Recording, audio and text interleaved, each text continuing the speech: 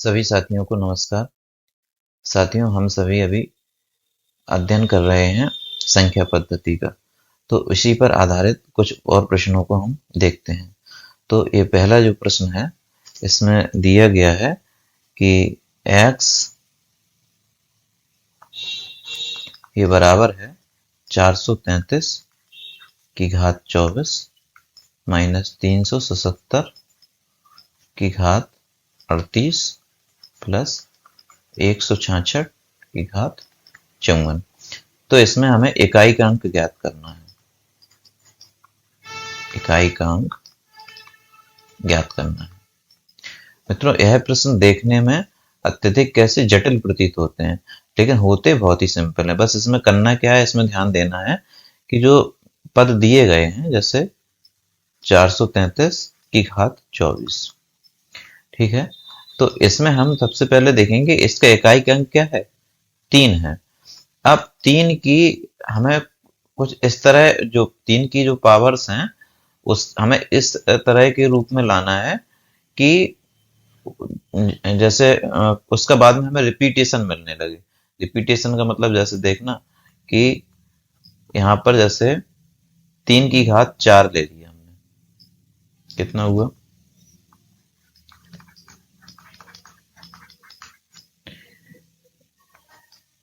कितना हुआ ये 81।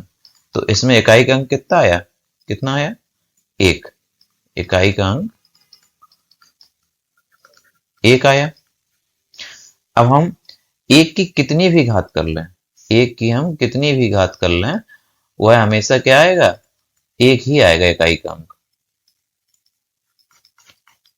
तो इसमें अब हमें क्या करना है कि हमें इस तरह के फॉर्मेट में इसको चेंज कर देना है कि 3 की घात 4 के रूप में आ जाए। तो हम इसको सरल करने के लिए क्या करेंगे, इसको हम इस तरह से लिख लेंगे, 433 की घात जो 24 है, तो इसको 4 ऊपर घात क्या हो गया, 6 हो जाएगी, ठीक है। तो अब इसमें देख रहे हैं हम, ये इसमें इकाई का अंक 3 है और ये घात 4 है। तो ये लास्ट में कितना हो जाएगा, लास्ट में हो जाएगा 1। मतलब यहाँ जो भी संख्या आएगी और लास्ट में इकाई का अंक 1 होगा, और उस पर जो होल घात होगी वह कितनी हो जाएगी, 6 हो जाएगी, होल पावर 6 हो जाएगी। तो अब 1 की कितनी भी घात कर लो, वह कितना लास्ट में अंत में इकाई का अंक हमें क्या प्राप्त होगा, 1 ही प्राप्त होगा। तो 433 की घात जो 24 है, इसमें इकाई का अंक आपका कितना निकलेगा, इसमें इकाई का अंक आ गया आपका 1। अब इसी तरह हम देखते हैं जो 377 है, उसकी घात 38 करते हैं। तो अब हमें इसमें इकाई का अंक कितना है, 7। हमें 7 के ऐसे फॉर्मेट में चेंज करना है कि हमें रिपीटेशन मिलने लगे उसकी घातों का। तो इसमें हम देखते हैं कि यदि हम 7 की घात 4 कर दें, तो इसमें इस तरह से करना है कि 7 की घात जो 4 होगी, तो इसका मतलब क्या हुआ, 7 गुणज 7 गुणज 7 गुणज 7। तो इसमें लास्ट में जो भी आएगा उसमें इकाई का अंक क्या होगा, 1 होगा।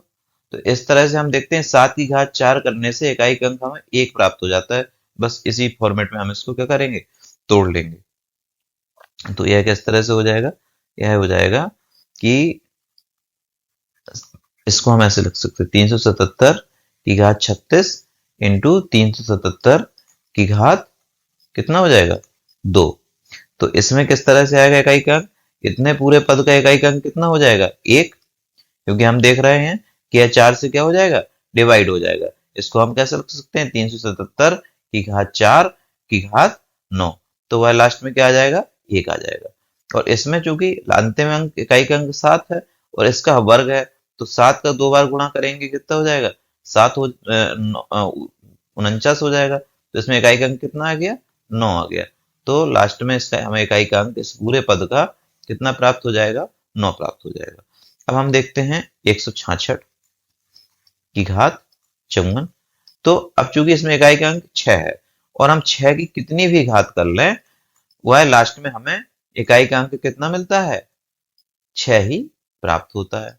तो इस तरह से हमने देखा कि यह इसमें इकाई का अंक 1 प्राप्त हुआ, इसमें 9 प्राप्त हुआ, इसमें 6 प्राप्त हुआ।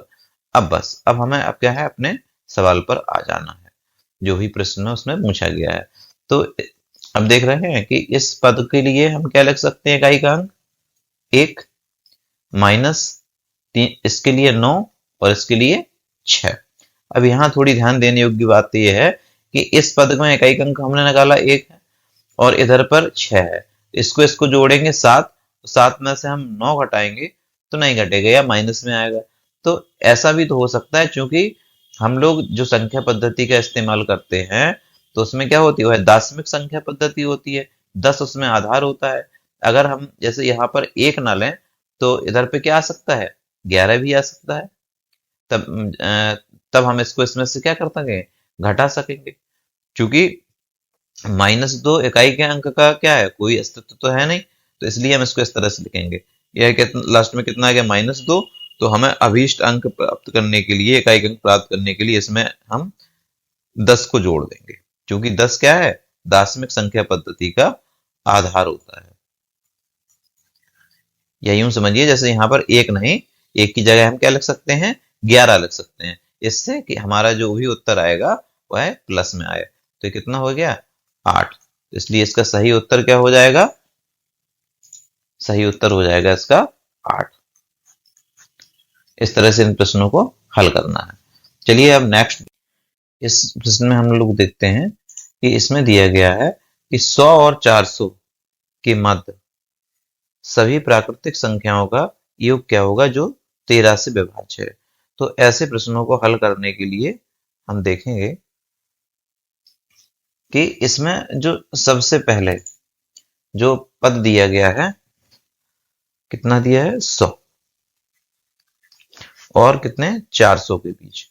तो इसमें हम देखते हैं क्या 13 से विभाज्य निकालना है, तो 100 के बाद ऐसी कौन सी संख्या होगी जो 13 से विभाज्य होगी, 104, इसके बाद में 117, इसके बाद में 130, और फिर इस तरह से अंतिम पद इसका कितना हो जाएगा, अंतिम पद 390, क्योंकि हमें 400 के पहले तक ज्ञात करना है।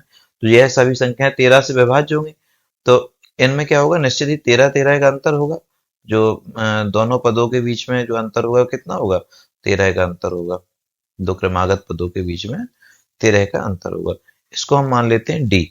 डी क्या है, सर्वांतर है, इसको हम क्या कहेंगे, सर्वांतर। अब इसमें यह देखना है हमें कि यह एक समांतर श्रेणी बन गई। समांतर श्रेणी की विशेषता होती है उसमें एक सार्व अंतर होता है, मतलब दो पदों के बीच में अंतर जो होगा वह हमेशा समान होगा।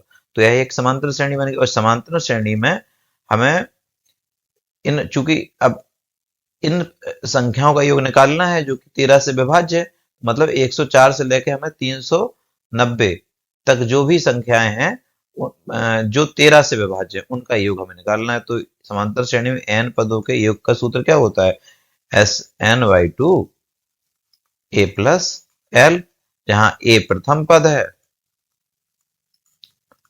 और l अंतिम पद होता है। तो इसमें हमें चूंकि n का मान पता नहीं है तो n हम निकालेंगे, और n का निकालने के लिए एक सूत्र और होता है इसी समांतर श्रेणी का, l equal to a plus n minus 1 into d. तो इसमें जो a होता है प्रथम पद है, l अंतिम पद है, d सर्वांतर है, और n का मान हमें निकालना है। तो l अंतिम पद कितना है, 390, a कितना है 104, n माइनस 1 इंटू कितना हो गया 13। सबसे पहले इसको सरल कर लेंगे, तो 13 से इसको कैंसिल कर देंगे, सभी पदों में भाग चला जाएगा 13 का, तो यह कितना हो जाएगा 30। 13 से भाग देंगे, इसमें भाग दिया तो 8 बार गया, n माइनस 1, और 13 में भाग दिया तो 13 पूरा चला गया। अब यह सरल हो गया, 30 equal to 8 plus n minus 1, यह कितना हो जाएगा 7 हो जाएगा। तो 30 और इस तरफ आ जाएगा 7, पक्षांतर करेंगे तो n का मान कितना आ गया, 23 आ गया। अब हम इसमें क्या करेंगे, इस सूत्र में हम इस n के मान को प्रतिस्थापित कर देंगे। तो यहां लिखते हैं SN, n मतलब 23, 23 पद हैं जो 13 से विभाज्य हैं।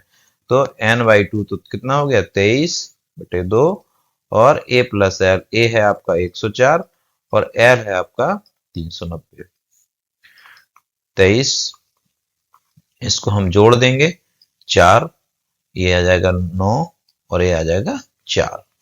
तो इसमें हम क्या करेंगे, 2 का भाग दे देंगे तो यह कितना हो जाएगा, मतलब यह आ गया 247 23। अब जब हम इसको गुण सॉरी यहाँ पर 247 से 247 है, तो जब हम इसका हम गुणा करेंगे तो आंसर कितना आ जाएगा आपका, इसका हम गुणा करेंगे तो आंसर आएगा आपका 5681। इसको आप लोग गुणा कर लीजिए। तो यह आपका उत्तर कौन सा इसमें सही हो जाएगा, 5681, ये वाला विकल्प आपका सही हो जाएगा। चलिए इस तरह से अब नेक्स्ट इस प्रश्न में हम देखते हैं कि यह प्रश्न क्या होते हैं कि देखने में तो बड़े अजीब से लगते हैं लेकिन होते सिंपल हैं, बस ट्रिक होती है थोड़ा इनको सॉल्व करने की, उस ट्रिक को देखते हैं। तो सबसे पहले इसमें क्या होता है, एक सीरीज जैसे दी गई है, 1 का स्क्वायर, 2 का स्क्वायर, 9 का स्क्वायर 285 है। तो एक फिर उन्होंने दशमलव की सीरीज दे दी, 0.22 का वर्ग प्लस 0.99 का वर्ग, लेकिन यह इससे कहीं ना कहीं से अंतर संबंधित होगी, वही संबंध हमें निकालना है। और देखते हैं कि इसमें कॉमन क्या है और इसके बाद हमारा सवाल चुटकियों में हल हो जाएगा। तो सबसे पहले हम देखते हैं कि इसमें यह क्या है, 0.11 के गुणांक में है, तो हम इसमें से 0.11 क्या करेंगे, हम कॉमन ले लेंगे। तो 0.11 का वर्ग कॉमन आ गया, तो इधर पे कितना बचा, 1, यही ना, 1 बचा, या इसको हम लिख सकते हैं 1 का स्क्वायर। इधर पर बचेगा आपका 2 का स्क्वायर या 2 का वर्ग, ऐसे ही कितना बचेगा, 9 का वर्ग। मित्रों हम लोग देखते हैं कि हमें 1 का वर्ग प्लस 2 का वर्ग प्लस 9 का वर्ग इसका हमें योग पता है, यह कितना है, 285। तो हम इसको हल कर लेंगे, 0.11 गुणे 0.11 गुणे 285। जब हम इसका गुणा करेंगे तो हमारा गुणा प्राप्त होता है 3.4485 और यही हमारा क्या हो जाएगा, आंसर हो जाएगा। इसलिए इसका आंसर कौन सा सही हो जाएगा, सी सही हो जाएगा। अगला देखें, हमारा प्रश्न है समांतर श्रेणी -37, -33, -29 में प्रथम 12 पदों तक योगफल ज्ञात करना है। तो हमें दिया क्या गया है कि यह एक कैसी श्रेणी है, समांतर श्रेणी है। श्रेणी कौन सी है, -37, -33, 29, प्रथम 12 पदों का हमें योगफल ज्ञात करना। तो n बराबर दिया है 12, a बराबर हो जाएगा -37 मतलब प्रथम पद, और d जो सर्वांतर हो जाएगा वह कितना हो जाएगा, 4। दो पदों के बीच का अंतर कितना है, 4 4 का अंतर है, घटा के देख लीजिए 4 आएगा। तो हम अब इसमें सूत्र लगाएंगे, समांतर श्रेणी में n पदों के योगफल का एक सूत्र होता है n/2 2a plus n minus 1 into D. इस तरह से यह क्या होगा, हमारा सूत्र हो जाएगा। तो इसमें हम बस मान रख देंगे। अब n बराबर कितना है, 12, a की वैल्यू कितनी हो जाएगी, -37, n 12, d कितना है 4। हल कर लीजिए इसको, 2 से कैंसिल हो जाएगा, कितना आ जाएगा 6, माइनस के 74 प्लस ये कितना हो जाएगा 11, 11 गुणे 4 करेंगे 44। तो अब इसको देखेंगे, हल करेंगे, इसको घटाएंगे, कितना आ जाएगा -30। तो इस आंसर कितना हो गया, गुणा करेंगे माइनस के 180, देखिए कौन से है, तो ये सही हो जाएगा -180। इस तरह से हमारा सवाल सॉल्व हो गया। प्रश्न है, यदि 8 अंक की संख्या कितनी दी गई है, 179 x091y, और यह कितने से 88 से विभाज्य है, तो x माइनस y का क्या मान है। तो हमें इसको देखना है कि अब इसको कैसे हल करेंगे। सबसे पहले हम देखेंगे कि जो संख्या है यह कोई एक संख्या है जिसमें x और y की वैल्यू हमें पता नहीं है और यह 88 से विभाज्य है। मतलब इसमें 88 का पूरा पूरा भाग चला जाता है, तो निश्चित ही 88 से यदि पूरा पूरा भाग चला जाएगा तो यह संख्या 8 से भी पूरी विभाज्य होगी और 11 से भी पूरी विभाज्य होगी। तो 8 से विभाज्यता का नियम क्या है? यदि संख्या के अंतिम 3 अंक, विभाज्यता का नियम, यदि संख्या के अंतिम 3 अंक 8 से विभाजित हो जाएं तो वह संख्या 8 से विभाज्य होगी। तो अंतिम 3 अंक कौन से इसके? 9, 1, 22 है। तो इसका मतलब है यदि 22 की कोई हम ऐसी वैल्यू निकाल लें कि जिसमें 8 से भाग चला जाए तो वह क्या हो जाएगी? 8 से विभाज्य हो जाएगी पूरी संख्या। तो अब चूंकि यदि हम 22 की जगह 1 रखते हैं ऐसे, जैसे 9, 1, 1, तो यह 8 से विभाज्य नहीं होगी। तो यदि हम 1, 2 रख दें, यह 8 से विभाज्य हो जाएगी। तो इसका मतलब है कि 22 की वैल्यू निश्चित रूप से क्या होगी? 2 होगी। इसलिए हमें ज्ञात हो गया 22 बराबर 2। एक मिल गया हमें। अब दूसरा देखते हैं आगे कि यह 11 से भी विभाज्य। तो अब 11 से विभाज्यता का क्या नियम है? इसमें क्या है? जो सम पदों का योग, जो सम स्थान के जो अंकों का योग है और विषम स्थान के जो अंकों का योग है, उनका परस्पर अंतर, तो वह क्या होगा? वह या तो 0 होगा, इसमें ऐसा होगा, सम स्थानों के अंकों का योग माइनस विषम स्थानों के अंकों का योग बराबर या तो 0 होगा या 11 होगा या 11 से विभाजित होगा। तो इसको हम देखते हैं। तो इसमें क्या हुआ? इसमें जो सम स्थान कौन कौन से हैं? इसमें ये 7 है, x है और 9 है और 22 है। तो इसमें क्या हो जाएगा? यह 7 प्लस x प्लस 9 प्लस 22। अब 22 की हमें चूंकि वैल्यू पता है तो यह कितना हो जाएगा? 7 प्लस x प्लस जो 22 है, 2 निकाला हुआ है y की वैल्यू, तो यह कितना हो जाएगा? 9 प्लस 2, या इसको हम ऐसे लिख सकते हैं x प्लस 18। ठीक है। अब हम इसमें देखते हैं कि जो विषम स्थानों के अंक हैं वह क्या होंगे? 1, 9, कितना हो जाएगा? 1, 9, 0 प्लस 1, यही तो है ना। तो यह कितना हो गया? 11।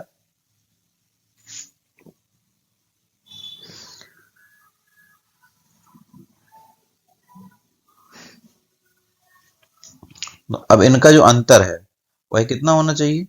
वह या तो 0 होना चाहिए या 11 होना चाहिए। तो घटा दीजिए इसको। तो x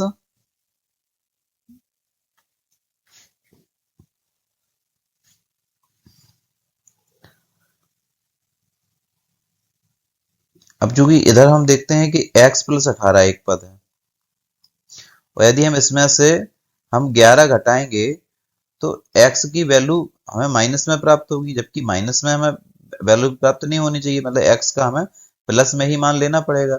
यदि हम सबसे कम 0 भी ले लें तब भी हम इसकी 18 में से 11 को घटाएंगे तब भी हम 0 नहीं मिल पाएगी। तो हम देखते हैं कि इसके लिए हम क्या, कौन सी वैल्यू मिल सकती है? 11 मिल सकती है।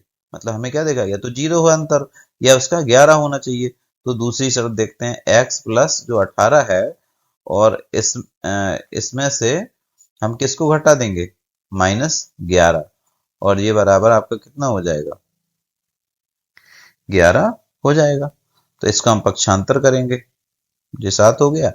x प्लस 7 बराबर 11, तो x बराबर वैल्यू आ गई आपकी 4। ये हमें दूसरी वैल्यू मिल गई। प्रश्न में पूछा गया है x माइनस y का मान।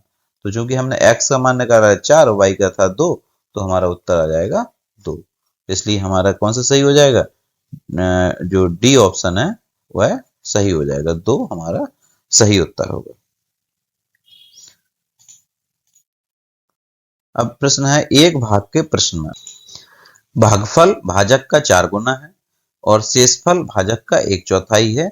यदि शेषफल 8 है तो भाज्य क्या होगा? सबसे पहले तो देखते हैं हम कि दिया क्या क्या गया है। तो इसमें सबसे पहले तो दिया है शेष, आपका कितना दिया है? 8 दिया है। अब वह कह रहा है शेषफल भाजक का 1/4 है। तो इसका मतलब है भाजक कितना होगा, यह 1/4 है, तो भाजक होगा कितना, 4 गुना हो जाएगा, मतलब भाजक 32 हो गया। अब भागफल भाजक का 4 गुना है, तो भागफल बराबर क्या हो गया, भाजक का 4 गुना, भाजक 32 निकाला तो यह 4 गुना हो गया, तो कितना हो गया, 128 हो गया। तो अब वह पूछ रहा है भाज्य क्या होगा। ठीक है, तो इसमें हम सूत्र लगाएंगे कि भाज्य बराबर सूत्र होता है भाजक गुणा भागफल प्लस शेषफल। भाजक कितना है आपका 32 है, भागफल कितना निकाला हुआ है 128, शेषफल कितना निकाला हुआ है 8। तो अब हम इसका क्या करेंगे, इसका हम गुणा करेंगे, तो यह आपका कितना आ गया 4096। इसका गुणा करेंगे तो इतना प्राप्त हो जाएगा, और इसको जोड़ देंगे तो 4104, यही आपका उत्तर हो जाएगा। तो इसका आंसर कौन सा हो जाएगा, डी सही हो जाएगा, डी ही इसका आंसर होगा। अब अगला प्रश्न है हमारा कि वह न्यूनतम x है, इसके लिए संख्या 3 2 4, देखिए सबसे पहले इधर देखते हैं, संख्या दी गई है हमें 3 2 4, x 3 4 2, यह क्या है हमारी संख्या है। अब 11 से विभाज्य हो, तो 11 से विभाज्य का हमने अभी सूत्र पढ़ा हुआ है कि जो सम स्थानों के अंकों का योग माइनस विषम के स्थानों के अंकों का योग या तो 0 हो या 11 हो, तो क्या हो जाएगा, हमारा यह 11 से विभाज्यता की जांच हो जाएगी, 11 विभाज्य होगा। तो इसमें सबसे पहले हम देखते हैं कि जो सम स्थान है उसके अंकों का योग कितना हो जाएगा, तो देखो 2 प्लस x प्लस 4, ठीक है, 6 प्लस x, और विषम स्थानों के अंकों का योग कितना हो जाएगा 3 प्लस 4 प्लस 3 प्लस 2, ये कितना हो जाएगा 12 हो जाएगा। तो अब हमें क्या निकालना है कि इसमें से हम इसको घटा दें, तो कितना मिल जाएगा हमें, या तो 0 मिल जाए या 11 मिल जाए। तो अब हमें देखना है इसमें कि न्यूनतम अंक ऐसा कौन सा होगा जिसका, अब चूंकि हमें न्यूनतम अंक ज्ञात करना है, तो यदि हम जैसे ऑप्शन से ले लें इसको, या यूं देख लीजिए 6 प्लस एक्स, इसमें हम घटा दें कितना 12, बराबर कितना मिल जाएगा हमें 0। तो यह आपका कितना हो जाएगा, x बराबर हमें निकल के आएगा 6।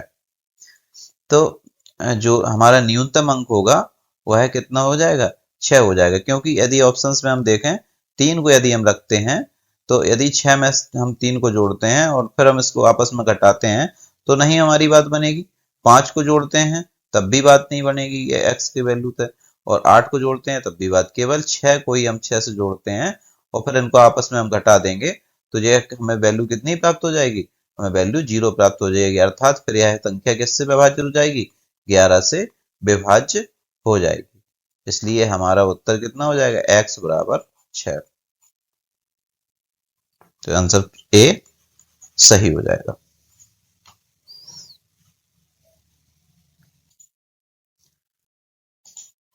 निम्नलिखित में से कौन सी संख्या 99 से विभाजित होती है, तो अभी हम इसको देखते हैं। संख्या दी है, 4 ऑप्शन दिए, इनमें हमें चेक करना है। तो 99 से विभाज्य जो संख्या होगी वह 9 से भी विभाज्य होगी और 11 से भी विभाज्य होगी। वही संख्या किससे विभाज्य हो, जो इन दोनों से विभाज्य वही संख्या 99 से विभाज्य होगी। तो अब हमें चेक करना है इन चारों ऑप्शंस में कि 9 से विभाज्यता का नियम और 11 से विभाज्यता का नियम किस किस ऑप्शन में लग रहा है, बस वही हमारा उत्तर हो जाएगा, 9 से विभाज्यता का नियम और 11 से विभाज्यता का नियम।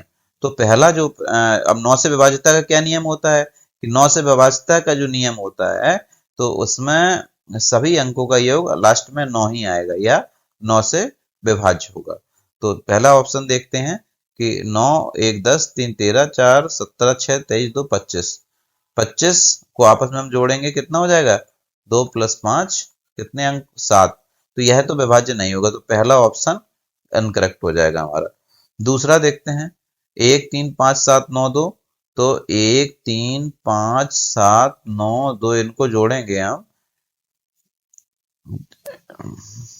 कितना हो जाएगा 27। लास्ट में इन दोनों को भी जोड़ेंगे तब भी 9 आएगा। तो यह 9 से तो विभाज्य हो रहा है, लेकिन क्या 11 से विभाज्य होगा? 11 से विभाज्य के लिए सम विषम वाला रूल लगाएंगे। तो 3 7 10 10 2 12, ठीक है। और 1 5 6 9 15, इनको घटाएंगे तो 3 मिल रहा, 0 नहीं मिल रहा। तो ये 11 से विभाज्य नहीं होगा, इसलिए हमारा आंसर यह नहीं हो सकता, क्योंकि 99 से विभाज्यता देखनी है। तो ये दोनों से विभाज्य होगा, वही हमारा 99 से विभाज्य होगा। तो अब अगला ऑप्शन देखते हैं 1 1 4 3 4 5, इनके अंकों का योग कितना? 1 2 4 6 3 9 4 13 5 18, मतलब 1 + 8 = 9, 9 से विभाज्य है। अब इसमें देखते हैं सम विषम। तो सबसे पहले 1 3 4 5 9, और विषम 1 4 5 4 9, 0 आ रहा है। इसका मतलब यह 11 से भी विभाज्य होगा और यह 9 से भी विभाज्य होगा, इसलिए हमारा अभीष्ट उत्तर हो जाएगा सी। अब हमें डी ऑप्शन को हम चेक नहीं कर रहे हैं, इसको आप लोग देख सकते हैं, उत्तर सी आ जाएगा। अब यह प्रश्न देखिए, किसी 2 अंकी संख्या के अंकों का गुणनफल 6 है और उस संख्या में 9 जोड़ने से प्राप्त संख्या में अंकों का स्थान बदल जाते हैं, तो वह संख्या है। तो यह भी बहुत सरल सवाल होते हैं, इनको देखना है बस। तो इसमें क्या है कि जैसे मान लेते हैं हम, माना संख्या का इकाई का अंक x है और दहाई का अंक y है। तो दहाई का अंक हमने मान लिया y है। तो अभी इसमें हमें यह देखना है कि संख्या क्या होगी। तो संख्या बराबर हो जाएगी 10 × दहाई का अंक प्लस इकाई का अंक, यह तो हमारी संख्या हो गई। अब वह क्या कह रहा है कि इसमें अंकों का गुणनफल दिया है, x × y बराबर दिया है कितना 6, यह हमारा एक समीकरण बन गया। और यदि वो दूसरी शर्त के अनुसार कह रहा है कि संख्या में यदि हम 9 जोड़ दें तो प्राप्त संख्या में अंकों के स्थान बदल जाते हैं, मतलब संख्या कितनी हो जाएगी 10x + y हो जाएगी, मतलब अंक के स्थान बदल गए। जो इकाई पर था वह दहाई में पहुंच गया, दहाई था वह इकाई में पहुंच गया, तो संख्या इस प्रकार से हो गई। अब हम इसका क्या करेंगे, पक्षांतर करेंगे। तो यह तो क्या हो जाएगा 9y हो जाएगा, -9x हो जाएगा और माइनस के 9 हो जाएंगे। 2 समीकरण बन गए। तो इससे हम क्या करेंगे, इसकी इनकी वैल्यू आपस में रख देंगे। तो समीकरण 1 से हम देखते हैं कि x बराबर क्या हो जाएगा 6/y। तो इसमें हम वैल्यू रख देंगे। तो x की जगह पर रखते हैं दूसरे समीकरण में। तो 9 × 6/y बराबर -9। तो ये कितना हो जाएगा 9y² माइनस ये कितना हो जाएगा 54 बराबर -9y। यह y इधर पहुंच जाएगा। तो ये कितना हो गया 9y² इस तरफ लाएंगे तो 9y - 54 बराबर 0। यह अब इसको हम क्या करेंगे, इसको हल करेंगे, इसको 9 से कैंसिल कर देंगे तो यह हो जाएगा y² + y - 6 बराबर 0। अब हम यह द्विघात समीकरण बन गया है, इसको हम हल करेंगे। तो y² + 3y - 2y - 6 बराबर 0। y कॉमन लेंगे, y + 3 - 2 कॉमन लेंगे, y + 3 बराबर 0। इसका हमें कितना मान मिलेगा, एक तो मान मिलेगा y बराबर 2, एक होगा y बराबर -3। तो हमारा यह प्लस की वैल्यू है, इसी से हम क्या करेंगे, इसको हम अभीष्ट मानेंगे अपना। तो प्लस की वैल्यू ही स्वीकार करेंगे, क्योंकि हमारी संख्याएं प्लस में ही होंगे अंक। तो अब हम इसमें x का मान निकालना है, क्योंकि हम पता है समीकरण 1 से x × y बराबर क्या है 6 है। तो x की वैल्यू कितनी आ जाएगी 3 आ जाएगी। अब इसलिए संख्या बराबर क्या हो जाएगी, संख्या थी 10y + x, तो 10 × 2 + 3, संख्या हो जाएगी आपकी 23। ये हमारा क्या हो जाएगा आंसर हो जाएगा। तो ये इसका आंसर डी हो जाएगा, और यही क्या होगा, सही होगा।